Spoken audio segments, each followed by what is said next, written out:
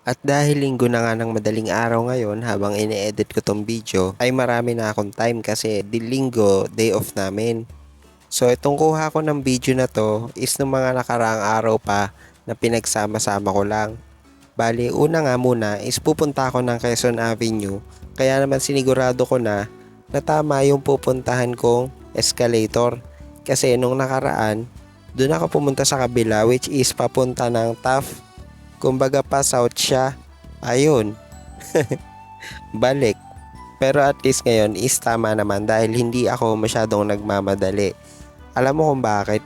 Kasi pag nagmamadali ka sa mga bagay-bagay, maaari kang magkamali sa mga ginagawa mo. Kaya naman dapat make sure mo na bago ka pumunta o pumasok sa isang bagay o lugar, kailangan ay meron kang mabuting mindset ba? Basta.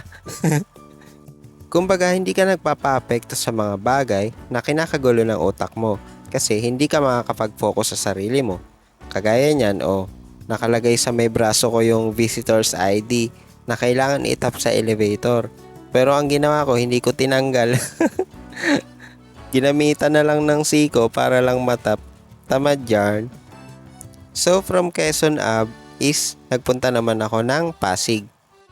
O, 'di ba? Ang sarap sa pakiramdam na pa-travel lang ako, ganyan.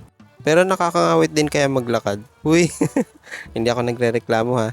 So, ayan nga, may dala rin ako dyan na panindang mani. Charot. Hindi, maglilinis naman ako ngayon ng mga water dispenser. Grabe ang taas. Balang araw, makakabili din ako niyan. Yung mga bombilya. Dito kasi talaga yung mga maraming pailaw kapag bare months na. Kaya nga inaantay ko yan tagal. Yun lang guys, salamat sa pagsama.